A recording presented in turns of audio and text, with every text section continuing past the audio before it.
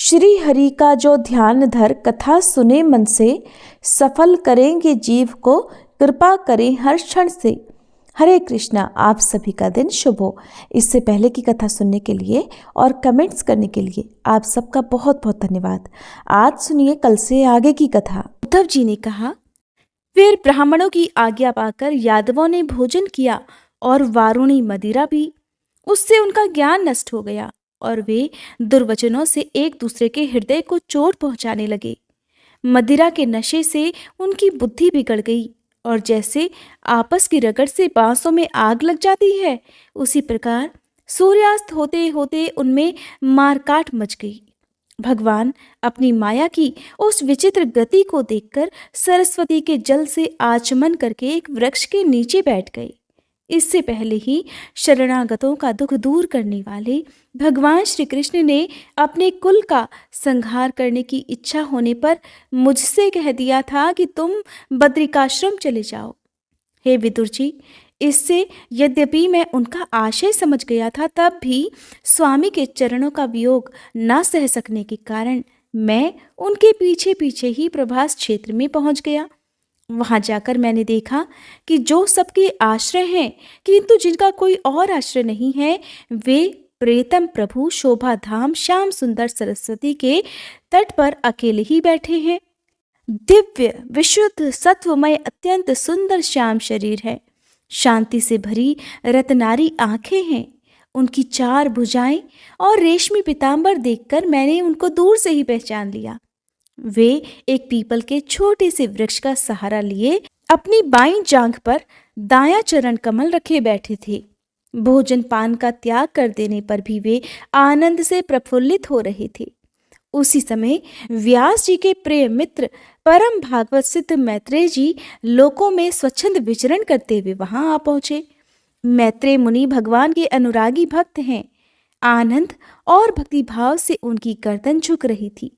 उनके सामने ही श्री हरि ने प्रेम और मुस्कान युक्त चितवन से मुझे आनंदित करते हुए कहा। श्री भगवान कहने लगे, मैं तुम्हारी आंतरिक अभिलाषा जानता हूं, इसलिए मैं तुम्हें वो साधन देता हूं जो कि दूसरे के लिए अत्यंत दुर्लभ है। हे उद्धव, तुम पूर्व जन्म में वसु थे। विश्व की रचना करने वाले प्रजापतियों और वसुओं के यज्ञ में मुझे पाने की इच्छा से ही तुमने मेरी आराधना की थी। हे साधु स्वभाव उद्धव, संसार में तुम्हारा ये अंतिम जन्म है, क्योंकि इसमें तुमने मेरा अनुग्रह प्राप्त कर लिया है। अब मैं मर्त्य लोक को छोड़कर अपने धाम में जाना चाहता हूँ। इस समय यहाँ एकांत में तुमने अपनी अनन्य भक्ति के कारण ही मेरा दर्शन प्राप्त किया है। ये बड़े सौभाग्य की बात है। पूर्व काल में पाद्मकल्प के आरंभ में मैंने अपने नाभि कमल पर बैठे हुए ब्रह्मा जी को अपनी महिमा के प्रकट करने वाले जिस श्रेष्ठ ज्ञान का उपदेश किया था और जिसे विवेकी लोग भागवत कहते हैं, वही मैं तुम्हें देता हूँ। विदुर जी, मुझ पर तो प्रतिक्षण उन परम पुरुष की कृपा बरसा करती थी। इस समय उनके इस प्रकार आदर पूर्वक कहने से स्नेहवश मुझे रोमांच हो आया। मेरी वाणी गदगद हो उठी और नेत्रों से आंसुओं की धारा बहने लगी। उस समय मैंने हाथ जोड़कर उनसे कहा, हे स्वामिन, आपके चरण कमलों की सेवा करने वाले पुरुषों को इस संसार में अर्थ धर्म काम मोक्ष इन चारों में से कोई भी पदार्थ दुर्लभ नहीं है। तथापि मुझे उनमें से किसी की इच्छा नहीं है। मैं तो केवल आपके चरण कमलों की सेवा के लिए ही लालयित रहता हूँ।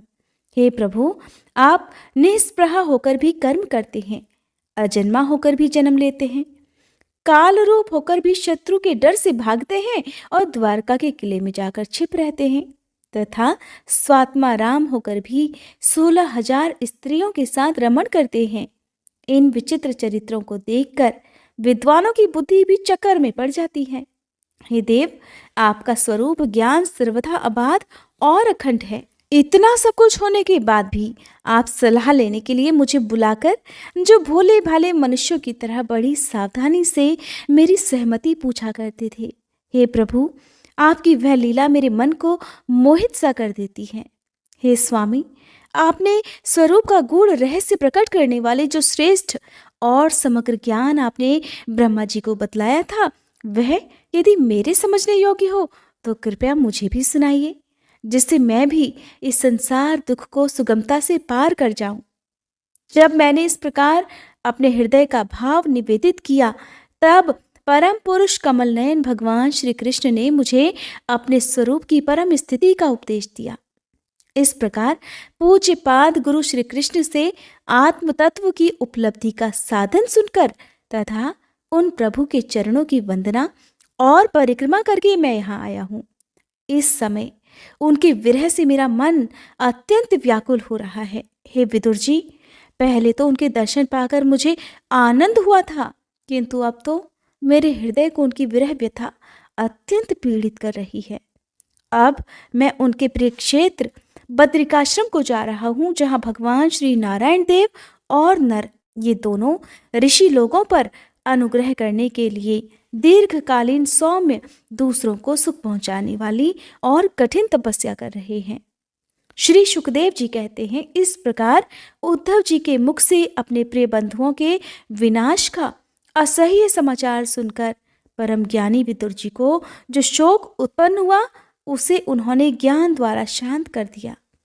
जब भगवान श्री कृष्ण के परिकरों में प्रधान महाभागवत उद्धव जी बद्रिकाश्रम की ओर जाने लगे, तब कुरुश्रेष्ठ विदुर जी ने श्रद्धापूर्वक उनसे पूछा, हे उद्धव जी, योगेश्वर भगवान श्री कृष्ण ने अपने स्वरूप के गूढ़ रहस्य प्रकट करने वाला जो परम ज्ञान आपसे कहा था, वो आप हमें भी सुनाइए, क्योंकि भगवान के सेवक तो अपने सेवकों का कार्य सिद्ध करने के लिए ही विचरा करते हैं। तब उद्धव जी ने कहा, उस तत्व ज्ञान के लिए आपको हे विदुर जी मुनिवर मैत्रेय जी की सेवा करनी चाहिए। इस मर्त्य लोक को छोड़ते समय मेरे सामने स्वयं भगवान ने ही आपको उपदेश करने के लिए उन्हें आज्ञा दी थी। श्री सुखदेव जी कहते हैं, इस प्रकार विदुर जी के साथ विश्वमूर्ति भगवान श्री कृष्ण के गुणों की चर्चा होने से उस कथामृत के द्वारा उद्धव जी का वियोग जनित महान ताप शांत हो गया। यमुना जी के तीर पर उनकी वह रात्रि एक क्षण के समान बीत गई। फिर प्रातःकाल होते ही वे वहां से चल दिए। राजा परीक्षित ने पूछा, हे भगवान, वृक्षिणी कुल और भोज वंश के सभी रथी और यूथपतियों के भी यूथपति नष्ट हो गए थे, यहाँ तक कि त्रिलोकीनाथ श्री हरि को भी अपना वह रूप छोड़ना पड़ा था। फिर उन सबके मुखिया उद्धव जी ही कैसे बच रहे? तब श्री सुखदेव जी कहते हैं, जिनकी इच्छा कभी व्यर्थ नहीं होती, उन श्री हरि ने ब्राह्मणों के शाप रूप काल के बहाने अपने कुल का संहार कर अपने श्री विग्रह को त्यागते समय विचार किया, अब इस लोक से मेरे चले जाने पर संयम शिरोमणि उद्धव जी ही मेरे ज्ञान को ग्रहण करने के सच्चे अधिकारी हैं। उद्धव मुझसे अणुमात्र भी कम नहीं है, क्योंकि वे आत्मजयी हैं, विषयों से कभी विचलित नहीं हुए। अतः लोगों को मेरे ज्ञान की शिक्षा देते हुए वे यहीं पर रहें। वेदों के मूल कारण जगत गुरु श्री कृष्ण के इस प्रकार आज्ञा देने पर उद्धव जी बद्रिकाश्रम में जाकर समाधि योग के द्वारा श्री हरि की आराधना करने लगे। कुरुश्रेष्ठ परीक्षित, परमात्मा श्री कृष्ण ने लीला से ही अपना श्री विग्रह प्रकट किया था और लीला से ही उसे अंतर्ध्यान भी कर दिया। उनका वह अंतर्ध्यान होना भी धीर पुरुषों का उत्साह बढ़ाने वाला तथा दूसरे पशुतुल्य अधीर पुरुषों के लिए अत्यंत दुष्कर था। परम भागवत उद्धव जी के मुख से उनके प्रशंसनीय कर्म और इस प्रकार अंतर्ध्यान होने का समाचार पाकर तथा ये जानकर कि भगवान ने परम धाम जाते समय मुझे भी स्मरण किया था, विदुर जी उद्धव जी के चले जाने पर प्रेम से विफल होकर रोने लगे। इसके पश्चात सिद्ध शिरोमणि विदुर जी यमुना तट से चलकर कुछ ही दिनों में गंगा जी के किनारे जा पहुंचे, जहाँ श्री मैत्रेय जी रहते थे।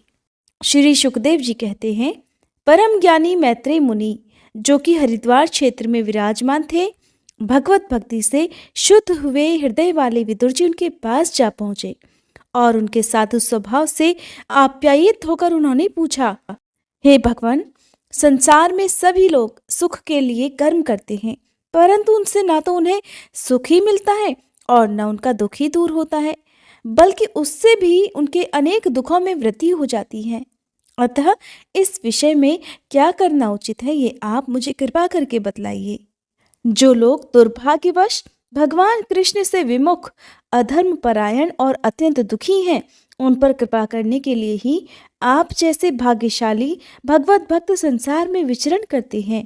हे साधु शिरोमणि, आप मुझे उस शांतिप्रद साधन का उपदेश दीजिए जिसके अनुसार आराधना करने से भगवान अपने भक्तों के भक्तिपूत हृदय में आकर विराजमान हो जाते हैं और अपने स्वरूप का अपरोक्ष अनुभव कराने वाला सनातन ज्ञान प्रदान करते हैं।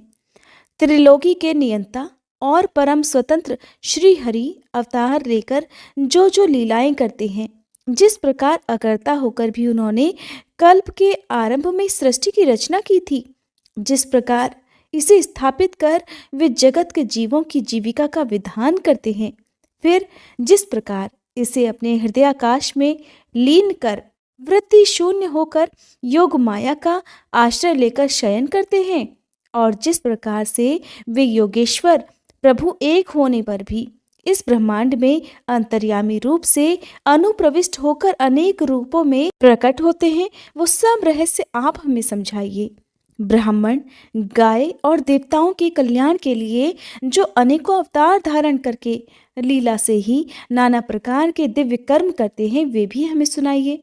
हे साधु शिरोमणि, हमें ये भी सुनाइए कि उन समस्त लोकपतियों के स्वामी श्री हरि ने इन लोकों, लोकपालों और लोकालोक पर्वत से बाहर के भागों को, जिनमें ये सब प्रकार के प्राणियों के अधिकारानुसार भिन्न भिन्न भेद प्रतीत हो रहे हैं, किन तत्वों से रचा गया है। हे द्विजवर, उन विश्वकर्मा स्वयंभू श्री नारायण ने अपनी प्रजा के स्वभाव, कर्म, रूप और नामों के भेद की रचना किस प्रकार की है। हे भगवान, मैंने श्री व्यास जी के मुख से ऊंच नीच वर्णों के धर्म तो कई बार सुने हैं, किंतु अब श्री कृष्ण कथा अमृत के प्रवाह को छोड़कर अन्य स्वल्प सुखदायक धर्मों से मेरा चित्त ऊब गया है। उन तीर्थपाद श्री हरि के गुणानुवाद से तृप्त हो भी कौन सकता है। उनका तो नारद आदि महात्मा गण भी आप जैसे साधुओं के समाज में कीर्तन करते रहते हैं, और जब ये कथा अमृत मनुष्यों के कानों में प्रवेश करती है, तब उनकी संसार चक्र में डालने वाली घर गृहस्थी की आसक्ति को काट डालते हैं। हे भगवान, आपके सखा मुनिवर कृष्ण द्वैपायन ने भी भगवान के गुणों का वर्णन करने की इच्छा से ही महाभारत रचा है। उसमें भी विषय सुखों का उल्लेख करते हुए मनुष्यों की बुद्धि को भगवान की कथाओं की ओर लगाने का ही प्रयत्न किया गया है। ये भगवत कथा की रुचि श्रद्धालु पुरुष के हृदय में जब बढ़ने लगती है, तब अन्य विषयों से उसे विरक्त कर देती है।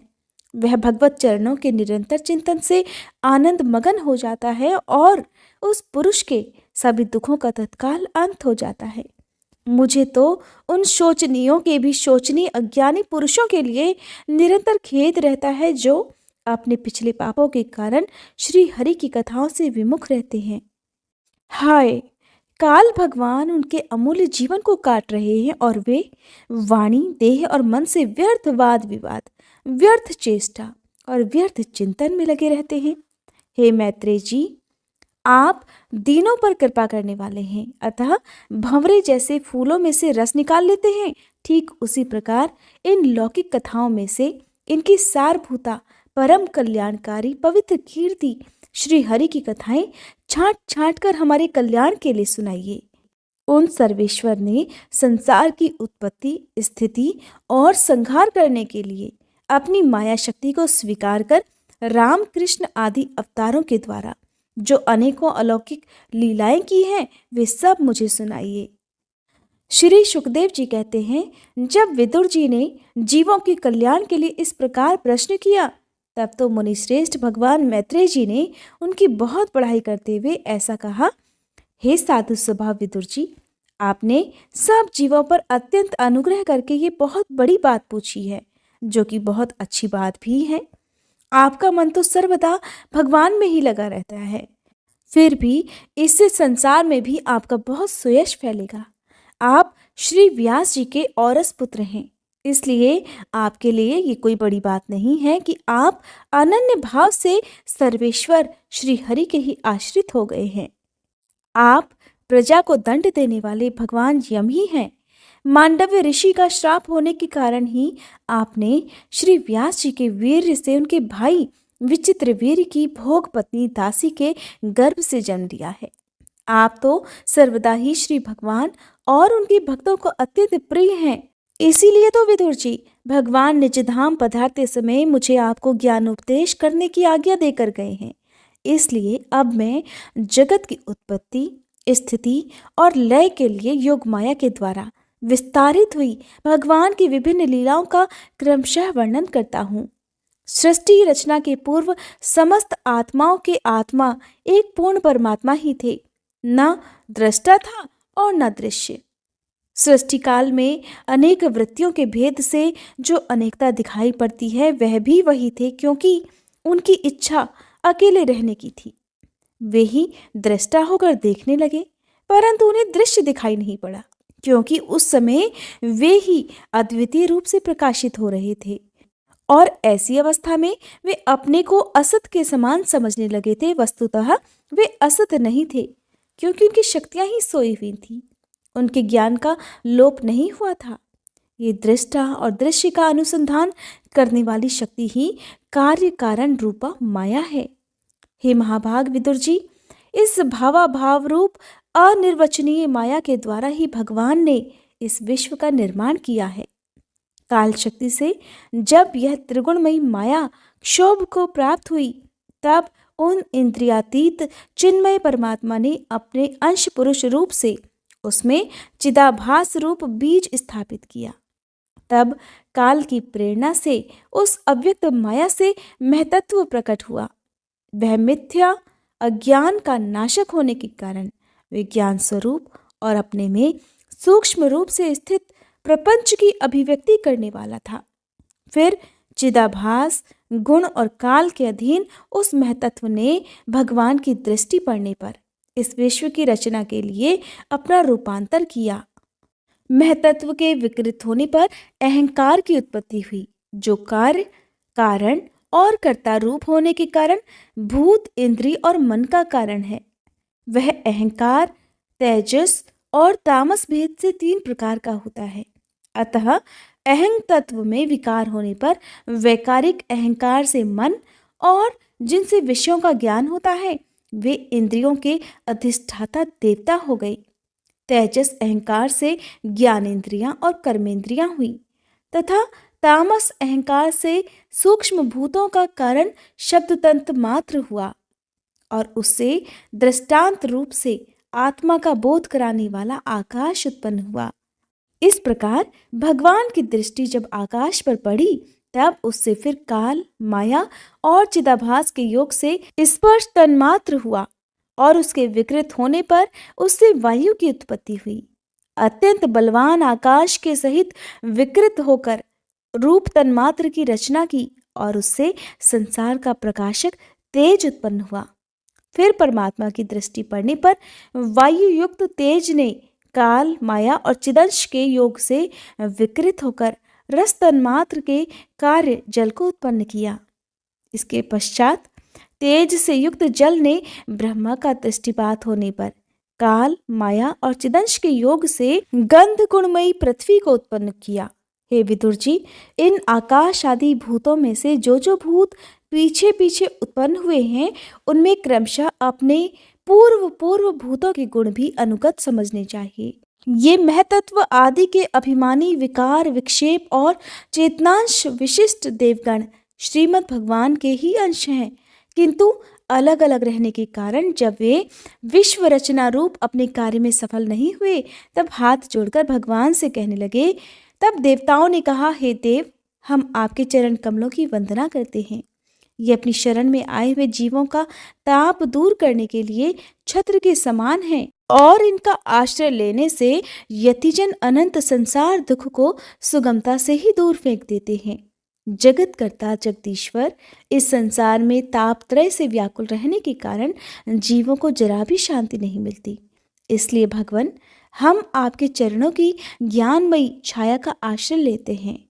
मुनिजन एकांत स्थान में रहकर आपके मुख कमल का आश्रय लेने वाले वेद मंत्र रूप पक्षियों के द्वारा जिसका अनुसंधान करते रहते हैं, तथा जो संपूर्ण पाप नाशिनी नदियों में श्रेष्ठ श्री गंगा जी के उत्तम स्थान हैं, आपके उन परम पावन पाद पद्मों का हम आश्रय लेते हैं।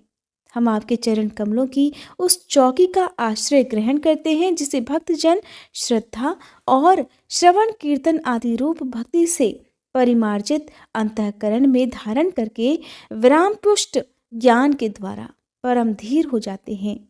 हे ईश, आप संसार की उत्पत्ति, स्थिति और संहार के लिए ही अवतार लेते हैं। अतः हम सब आपके उन चरण कमलों की शरण लेते हैं जो अपना स्मरण करने वाले भक्तजनों को अभय देते हैं। जिन पुरुषों का देह गेह और उससे संबंध रखने वाले अन्य तुच्छ पदार्थों में अहंता ममता का दृढ़ दुराग्रह है, उनके शरीर में रहने पर भी जो अत्यंत दूर हैं, उन्हीं आपके चरण विंदों को हम भजते हैं। हे परम यशस्वी परमेश्वर, इंद्रियों के विषयाभिमुख रहने के कारण जिनका मन सर्वदा बाहर ही भटकता रहता है, वे पामर लोग आपके विलासपूर्ण पाद विन्यास की शोभा के विशेषज्ञ भक्तजनों का दर्शन नहीं कर पाते। इसी से वे आपके चरणों से दूर रहते हैं। हे देव, आपके कथा अमृत का पान करने से उमड़ी हुई भक्ति के कारण जिनका अंतःकरण निर्मल हो गया है, वे लोग वैराग्य ही जिनका सार है, ऐसा आत्मज्ञान प्राप्त करके अनायास ही आपके वैकुंठ धाम को चले जाते हैं। दूसरे धीर पुरुष चिंत निरोध रूप समाधि के बल से आपकी बलवती माया को जीतकर आप में ही लीन तो हो जाते हैं, पर उन्हें श्रम बहुत होता है, किंतु आपकी सेवा के मार्ग में कुछ भी कष्ट नहीं है।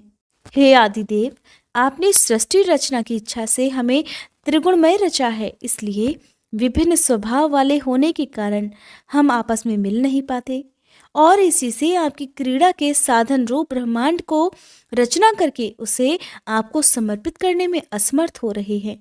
अतः हे जन्म रहित भगवान, जिससे हम ब्रह्मांड रचकर आपको सब प्रकार के भोग समय पर समर्पित कर सके और जहाँ स्थित होकर हम भी अपनी योग्यता के अनुसार अन्न ग्रहण कर सकें, तथा ये सब जीव भी सब प्रकार की विघ्न बाधाओं से दूर रहकर हम और आप दोनों को भोग समर्पित करते हुए अपना अपना अन्न भक्षण कर सके, ऐसा कोई उपाय कीजिए। आप निर्विकार पुराण पुरुष हो, अन्य कार्य वर्ग के सहित हम देवताओं के आदि कारण हैं। हे देव, पहले आप अजन्मा ही ने सत्वादि गुण और जन्मादि कर्मों की कारण रूपा माया शक्ति में चिदाभास रूप वीर्य स्थापित किया था। हे परमात्मा देव, केवल आप ही हम पर अनुग्रह करने वाले हैं, इसलिए ब्रह्मांड रचना के लिए आप हमें क्रिया शक्ति के सहित अपनी ज्ञान शक्ति भी प्रदान कीजिए। श्री मैत्रेय ऋषि ने कहा, सर्वशक्तिमान भगवान ने जब ये देखा कि आपस में संगठित न होने के कारण ये मेरे महत्व आदि शक्तियां विश्व रचना के कार्य में असमर्थ हो रही हैं, तब वे काल शक्ति को स्वीकार करके एक साथ ही महतत्व, अहंकार, पंचभूत, पंच तन्मात्रा और मन सहित 11 इंद्रियां, इन 23 तत्वों के समुदाय में प्रविष्ट हो गए। उनमें प्रविष्ट होकर उन्होंने जीवों के सोए हुए अदृष्ट को जागृत किया और परस्पर विलग हुए उस तत्व समूह को अपनी क्रिया शक्ति के द्वारा आपस में मिला दिया। इस प्रकार जब भगवान ने अदृष्ट को कार्योन्मुख किया, तब उस 23 तत्वों के समूह ने भगवान की प्रेरणा से अपने अंशों द्वारा अधिपुरुष विराट को उत्पन्न किया। अर्थात जब भगवान ने अंश रूप से अपने उस शरीर में प्रवेश किया, तब वह विश्व रचना करने वाला महतत्व आदि का समुदाय एक दूसरे से मिलकर परिणाम को प्राप्त हो गया। यह तत्वों का परिणाम ही विराट पुरुष है, जिसमें चराचर जगत विद्यमान है। जल के भीतर जो अंड रूप आश्रय स्थान था, उसमें वह हिरण्यमय विराट पुरुष संपूर्ण जीवों को एक साथ लेकर 1000 दिव्य वर्षों तक रहा। वह विश्व रचना करने वाले तत्वों का गर्भ था तथा ज्ञान, क्रिया और आत्मशक्ति से संपन्न था। इन शक्तियों से उसने स्वयं अपने क्रमशः एक हृदय रूप, 10 प्राण रूप और 3 अर्थात आध्यात्मिक, आधि दैविक, आधि भौतिक विभाग किए और ये विराट पुरुष ही प्रथम जीव होने के कारण समस्त जीवों का आत्मा, जीव रूप होने के कारण परमात्मा का अंश और प्रथम अभिव्यक्त होने के कारण भगवान का आदि अवतार है। ये संपूर्ण भूत समुदाय इसी में प्रकाशित होता है। ये अध्यात्म, अधिभूत और अधिदेव रूप से 3 प्रकार का, प्राण रूप से 10 प्रकार का और हृदय रूप से 1 प्रकार का है। इसके पश्चात फिर विश्व की रचना करने वाले महतत्व आदि के अधिपति श्री भगवान ने उनकी प्रार्थना को स्मरण कर उनकी वृत्तियों को जगाने के लिए अपने चेतन रूप तेज से उस विराट पुरुष को प्रकाशित किया, उसे जगाया। उसके जागृत होते ही देवताओं के लिए कितने स्थान प्रकट हुए ये मैं बतलाता हूँ। सुनो। उस विराट पुरुष के पहले मुख प्रकट हुआ, उसमें लोकपाल अग्नि अपने अंश वागेंद्रिय के समेत प्रविष्ट हो गया, जिससे यह जीव बोलता है। फिर विराट पुरुष के तालु उत्पन्न हुआ, उसमें लोकपाल वरुण अपने अंश रसनेन्द्रिय सहित स्थित हुआ, जिससे जीव रस ग्रहण करता है। इसके पश्चात उस विराट पुरुष के नथुने प्रकट हुए, उनमें दोनों अश्विनी कुमार अपने अंश घ्राणेन्द्रिय सहित प्रविष्ट हो गए, जिससे जीव गंध ग्रहण करता है। इसी प्रकार जब उस विराट रूप ने आंखें प्रकट की, तब उनमें अपने अंश नेत्रेंद्रिय के सहित लोकपति सूर्य ने प्रवेश किया, जिस नेत्रेंद्रिय से पुरुष को विविध रूपों का ज्ञान होता है। और फिर उस विराट पुरुष विग्रह में त्वचा उत्पन्न हुई, उसमें अपने अंश त्वगेंद्रिय के सहित वायु स्थित हुआ, जिस त्वगेंद्रिय से जीव स्पर्श का अनुभव करता है। जब इसके कर्ण छिद्र प्रकट हुए, तब उनमें अपने अंश श्रवणेन्द्रिय के सहित दिशाओं ने प्रवेश किया, जिससे जीवों को शब्द का ज्ञान होता है। फिर विराट शरीर में चर्म उत्पन्न हुआ, उसमें अपने अंश रोमों के सहित औषधियां स्थित हुईं, जिन रोमों से जीव खुजली आदि को अनुभव करता है। अब उसके लिंग उत्पन्न हुआ, अपने इस आश्रय में प्रजापति ने अपने अंश वीर्य के सहित प्रवेश किया, जिससे जीव आनंद का अनुभव करता है। इसके पश्चात उस विराट पुरुष के हाथ प्रकट हुए, उनमें अपनी ग्रहण त्याग रूपा शक्ति के सहित देवराज इंद्र ने प्रवेश किया। इस शक्ति से जीव अपनी जीविका प्राप्त करता है। और जब विराट पुरुष के चरण प्रकट हुए, तब अपनी शक्ति गति के सहित लोकेश्वर विष्णु ने प्रवेश किया। इस गति शक्ति द्वारा जीव अपने अपने गंतव्य स्थान पर पहुंचता है। फिर इसके बुद्धि उत्पन्न हुई, अपने इस स्थान में अपने अंश बुद्धि शक्ति के साथ वाक्पति ब्रह्मा जी ने प्रवेश किया। इसी बुद्धि शक्ति से जीव ज्ञातव्य विषय को जान सकता है। फिर इसमें हृदय प्रकट हुआ, उसमें अपने अंश मन के सहित चंद्रमा स्थित हुआ। इस मन शक्ति के द्वारा जीव संकल्प विकल्प आदि रूप विकारों को प्राप्त होता है। इसके पश्चात विराट पुरुष में अहंकार उत्पन्न हुआ, इस अपने आश्रय में क्रिया शक्ति सहित अभिमान अर्थात रुद्र ने प्रवेश किया। इससे जीव अपने कर्तव्य को स्वीकार करता है। अब इसमें चित्त प्रकट हुआ, उसमें चित्त शक्ति के सहित महतत्व अर्थात ब्रह्मा स्थित हुआ। इस चित्त शक्ति से जीव विज्ञान अर्थात चेतना को उपलब्ध करता है। इस विराट पुरुष के सिर से स्वर्गलोक, पैरों से पृथ्वी और नाभि से अंतरिक्ष अर्थात आकाश उत्पन्न हुआ। इनमें क्रमशः सत्व, रज और तम इन 3 गुणों के परिणाम रूप देवता, मनुष्य और प्रेतादि देखे जाते हैं।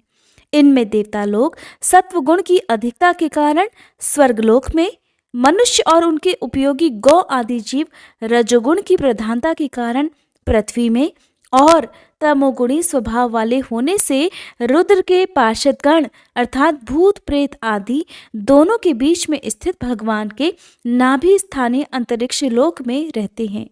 हे विदुर जी, वेद और ब्राह्मण भगवान के मुख से प्रकट हुए।